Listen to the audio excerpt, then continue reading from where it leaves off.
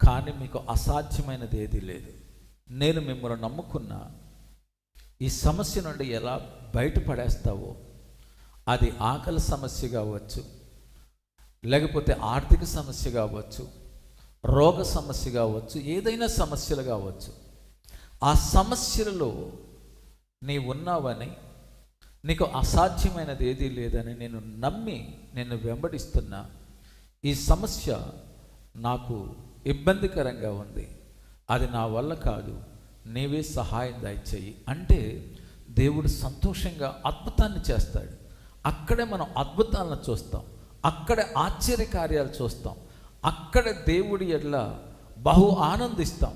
కానీ మనం చేసే పొరపాట్లు ఏంటంటే అక్కడే ఆ సమస్యలోనే మనం పారిపోతాం, ఆ సమస్యలోనే మనం ప్రక్కకి వెళ్తాం.